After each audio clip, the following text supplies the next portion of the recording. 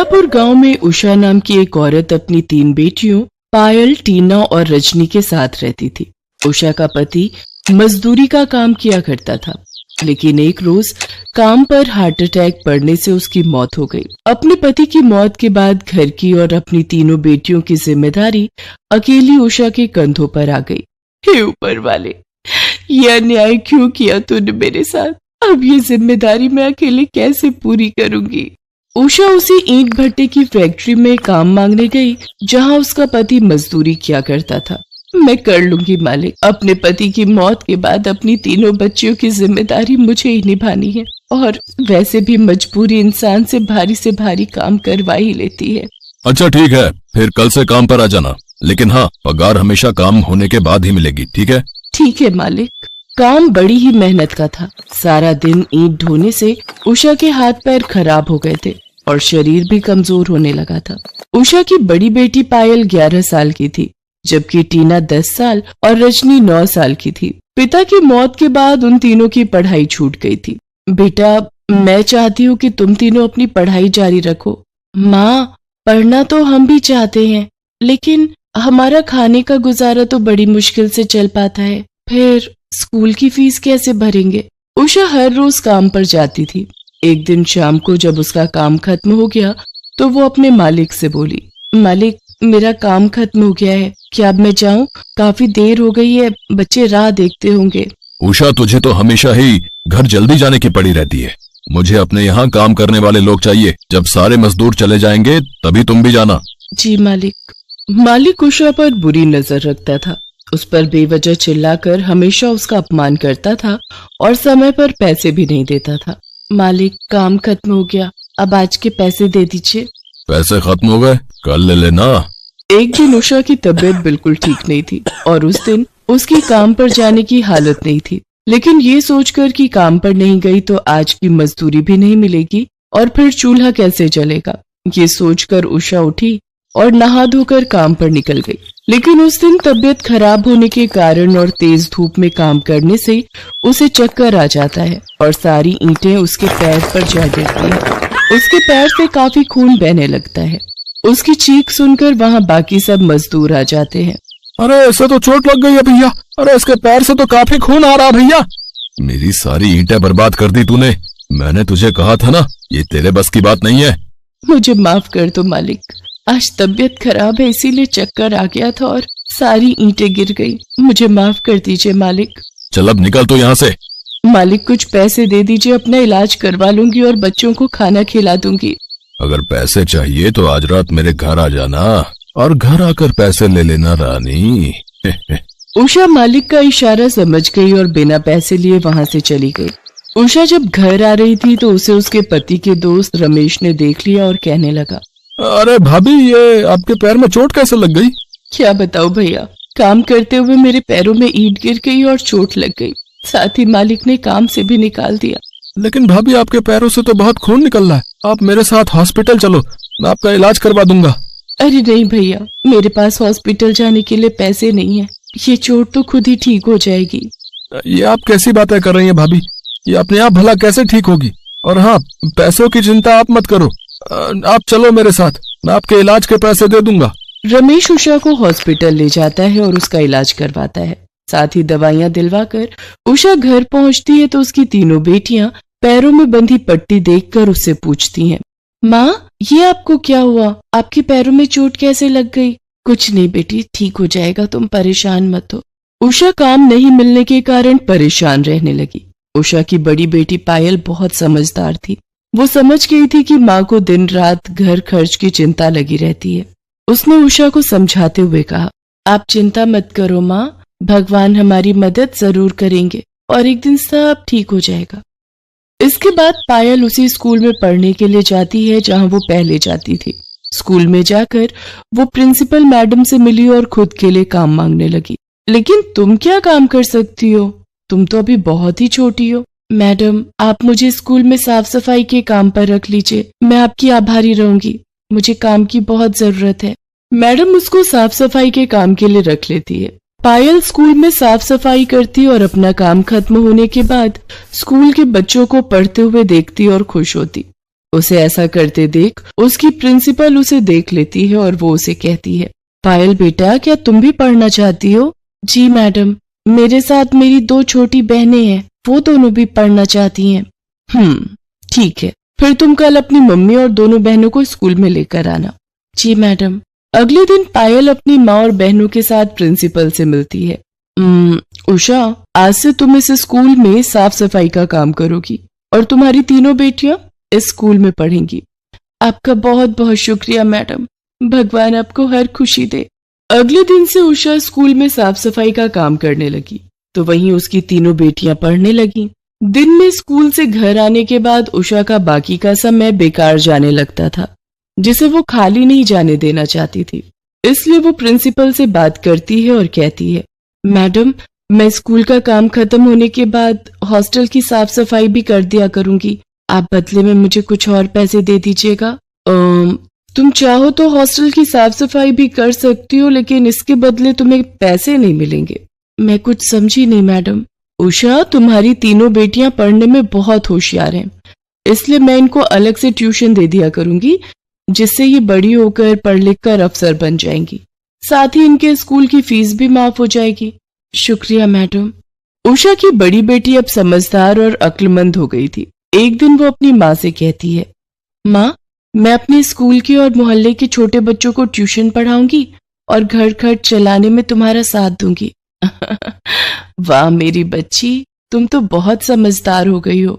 धीरे धीरे उषा की दोनों छोटी बेटियां भी बड़ी हो गईं और उन्होंने भी छोटे बच्चों को ट्यूशन पढ़ाना शुरू कर दिया। साथ ही अपनी पढ़ाई पर भी ध्यान देती और कुछ सालों बाद उन्होंने अच्छे नंबरों से स्कूल की पढ़ाई खत्म की और कॉलेज में एडमिशन ले लिया। उनकी होशियारी को देखते हुए कॉलेज ने उन्हें स्कॉलरशिप दे दी, जिससे उन्होंने अपनी पढ़ाई जारी रखी। मैं आईपीएस बनना चाहती हूँ माँ, आगे और पढ़ना चाहती हूँ। हाँ मेरी बच्ची, तू खूब पढ़ाई कर, हम सभी तेरे साथ हैं। उषा की तीनों बेटियों ने दिन रात मेहनत की और प्रतियोगिता परीक्षा में हिस्सा लिया, जहां वो तीनों ही अपनी अपनी परीक्षाओं में प्रथम आई। पायल एक आईपीएस अफसर, मंझली बेटी टीना डॉक्टर और सबसे छोटी बेटी रजनी इंजीनियर बन गई। हमें आशीर्वाद दो माँ, आज तुम्हारी मेहनत की वजह से ही हम इस मुकाम तक पहुंची हैं। हमारी कामयाबी का सारा श्रेय तुम्हें जाता है माँ। अब तो हम सब एक बड़े से बंगले में रहेंगे। पायल दीदी को जो सरकार की तरफ से मिला है, मैं कितनी खुशनसीब हूँ कि मुझे तुम जैसी बेटियां मिली। नहीं माँ, हम तीनों खुशनसीब हैं जो आप हमारी माँ हैं। इसके बाद वो सभी खुशी खुशी अपनी जिंदगी काटने लगी। करोड़पति सेठ जानकी दास के घर बेटे ने जन्म लिया। पंडित ने कुंडली बनाई। सेठ जी, मैं कल दोपहर को आपसे मिलने आऊंगा। आइए पंडित जी, आप मेरे बेटे केशव के भाग्य के बारे में बताने वाले थे। जानकी दास जी, मैंने केशव की कुंडली को अच्छी तरह से देख परख लिया है। वैसे तो ये बड़ा होकर बहुत होनहार और कामयाब इंसान बनेगा, पर क्या बात है पंडित जी, आप रुक क्यों गए? केशव के विवाह में एक अड़चन आएगी। आपके बेटे का विवाह एक बहुत ही गरीब लड़की से होगा। ये आप क्या कह रहे हैं पंडित जी? हमें किसी भी चीज की कोई कमी नहीं। करोड़ों की जायदाद का मालिक होगा मेरा बेटा, फिर वो भला किसी गरीब लड़की से कैसे शादी कर सकता है? जानकी दास जी, ये सब नसीब का खेल है, जिसे ना आप बदल सकते हो और ना ही मैं। अच्छा नमस्कार, मैं चलता हूं। नसीब बदला भी तो जा सकता है। मैं अपने बेटे को पढ़ाई के लिए विदेश भेज दूंगा। न यहाँ रहेगा, न ही इसके दोस्त बनेंगे, न ही कोई स्कूल कॉलेज की लड़की इसकी जिंदगी में आएगी और न ही इसे प्यार होगा। जानकी दास अपने बेटे केशव के नसीब को बदलने की कोशिश कर रहा था, इसलिए वह उसे पढ़ने के लिए विदेश भेज देता है।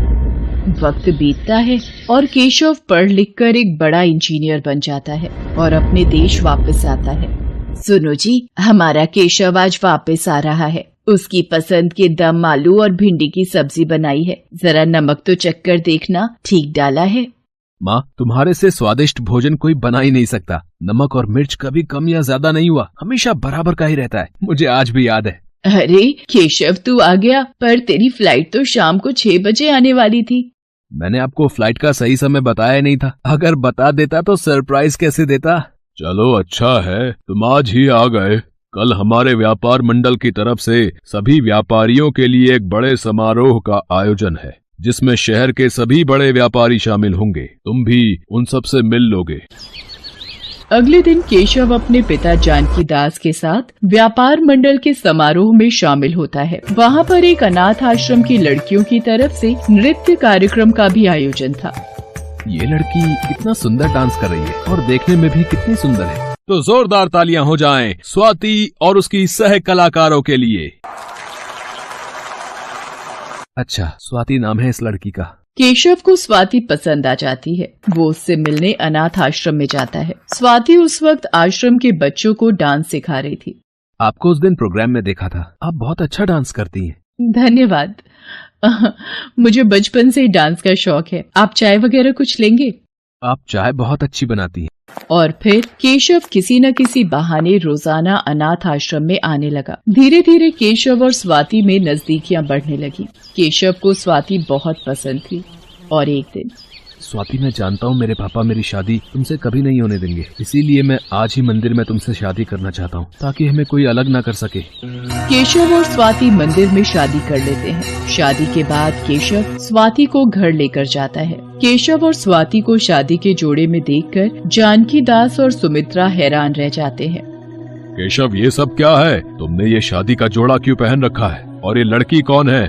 पापा, ये आपकी बहू है स्वाति। आपको याद है उस दिन जब हम एक समारोह में गए थे, वहाँ स्वाति ने डांस परफॉर्मेंस दी थी। उसी दिन मुझे स्वाति बहुत अच्छी लगी थी। मैं जानता था आप हम दोनों की शादी के लिए कभी राजी नहीं होंगे, इसलिए हम दोनों ने मंदिर में शादी कर ली है।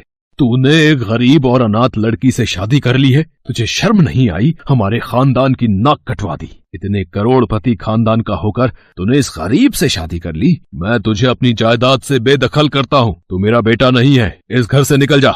आज के बाद मुझे अपना मुंह मत दिखाना। सुनो जी, केशव हमारा इकलौता बेटा है, उसे ऐसे घर से मत निकालो। केशव, रुक जा बेटा, मत जा अपनी माँ को छोड़कर। मैं तेरे बिना नहीं रह सकती बेटे। माँ, मुझे मत रोको। स्वाति को इस घर में अगर पिताजी स्वीकार नहीं करेंगे तो मेरा भी यहाँ रुकने का कोई फायदा नहीं। मैंने स्वाति से शादी की है, मैं उसका साथ जीवन भर निभाऊंगा। केशव स्वाति को लेकर घर से चला जाता है। सुमित्रा फूट फूट कर रोने लगती है और जानकी दास गुस्से में अपने कमरे में चला जाता है। केशव और स्वाति रात के अंधेरे में सड़क पर इधर उधर घूमते रहते हैं। केशव, आज आपके दुख का कारण मैं हूँ, मुझे माफ कर दीजिए। तुम क्यों माफी मांग रही हो स्वाति? तुम्हें पत्नी रूप में पाने की इच्छा मेरी थी। मैं हमेशा तुम्हारा साथ निभाऊंगा। केशव के पास कुछ रुपए थे जिनसे वो एक छोटा सा कमरा किराए पर ले लेता है और नौकरी ढूंढना शुरू कर देता है। केशव को एक कंपनी में नौकरी मिल जाती है। वो खुशी खुशी घर की ओर आ रहा था कि तभी एक ट्रक उसे चोट मारता हुआ आगे चला जाता है। डॉक्टर, मेरे पति अब कैसे हैं? देखिए, काफी खून बह गया है, हमें जल्दी ऑपरेशन करना होगा। आप 50 लाख रुपए का इंतजाम कर लीजिए, हमारे पास बहुत कम वक्त है। 50 लाख रुपए? ये भगवान, मैं कहाँ से लाऊं? पिताजी। हाँ। स्वाति दौड़ती हुई बुरी हालत में सेठ जानकी दास के पास जाती है और फूट फूट कर रोने लगती है। क्या हुआ स्वाति, तुम रो क्यों रही हो? और केशव कहाँ है? माँ, केशव का एक्सीडेंट हो गया है। डॉक्टर ने कहा है उनकी जान खतरे में है। यदि 50 लाख रुपए का इंतजाम नहीं हुआ तो केशव का ऑपरेशन नहीं हो पाएगा। पिताजी, केशव को बचा लीजिए, बचा लीजिए। रोना बंद करो स्वाति। 50 लाख रुपए अपने बेटे के लिए मैं जरूर दूंगा। आखिर मेरा इकलौता बेटा है, मैं उसकी जान जरूर बचाऊंगा। रुको, मैं रुपए लेकर आता हूँ। ये लो रुपए, पर ये रुपए देने के बदले मेरी एक शर्त है। सुनो जी, वहाँ हमारा बेटा जिंदगी और मौत से लड़ रहा है और तुम्हें यहाँ शर्तें लगाने की पड़ी हुई है। बहू को रुपए दे दो।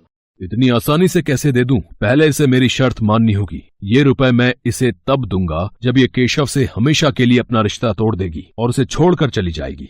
कैसी बातें कर रहे हैं आप? ये हमारी बहू है, ये केशव को कैसे छोड़ सकती है? केशव इसका पति है।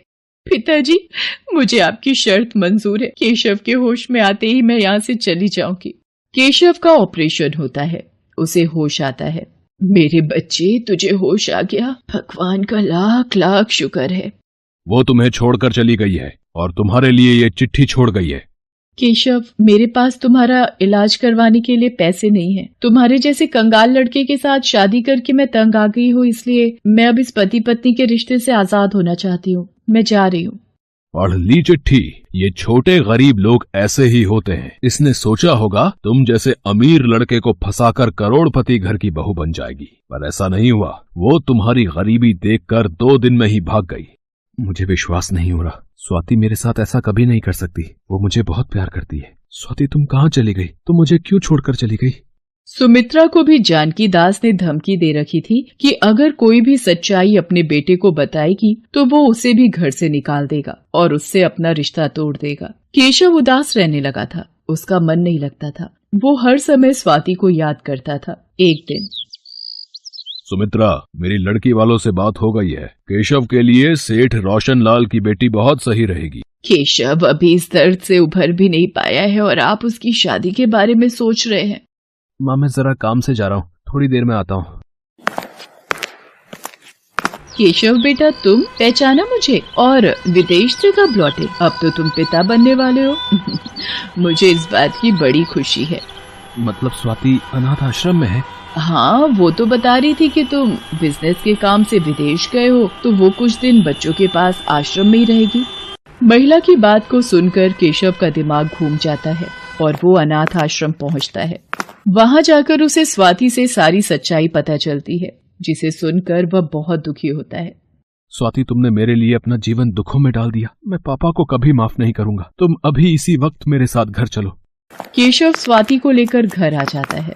वाह पिताजी, आपने मेरी जिंदगी का सौदा किया, और वो भी मेरी पत्नी से, जो मेरे लिए अपनी जान भी दे सकती है। आज आपको अपना पिता कहते हुए मुझे शर्म आ रही है। मैं सिर्फ आपको यही बताने आया था कि आज के बाद आपका और मेरा कोई रिश्ता नहीं है। मैं स्वाति को लेकर हमेशा हमेशा के लिए इस घर से जा रहा हूँ। मैं अपने आने वाले बच्चे को नई जिंदगी खुशियों से भरी देना चाहता हूँ। आज भी आप अगर कुछ नहीं बोले तो मैं अभी आपको छोड़कर चली जाऊंगी। अपने बेटे के पास रहूंगी। रहना आप अपनी ऐशो आराम की जिंदगी के साथ जिंदगी भर अकेले। चल बेटा केशव, तेरे पापा का दिल पत्थर का है। उन्हें अपने परिवार से ज्यादा पैसे और रुतबे से प्यार है। सुमित्रा केशव और स्वाति के साथ घर छोड़कर जाने लगती है। तभी जानकी दास की आंखों में आंसू आ जाते हैं। रुक जाओ सुमित्रा, जब केशव और तुम ही नहीं होगे तो मैं इस घर में क्या करूंगा? मुझे छोड़कर मत जाओ। मैं अपने किए पर बहुत शर्मिंदा हूँ। स्वाति बहू, मुझे माफ कर दो। पिताजी, आप यूं माफी मत मांगिए। मैंने आपकी किसी बात का बुरा नहीं माना। सेठ जानकी दास को अपने किए का पछतावा हो जाता है। केशव और स्वाति सेठ जानकी दास और सुमित्रा के पैर छूते हैं और आशीर्वाद लेते हैं। इस वीडियो को लाइक करें, हमारे चैनल को सब्सक्राइब करें, बेल आइकन जरूर प्रेस करें हमारी न्यू वीडियो सबसे पहले देखने के लिए।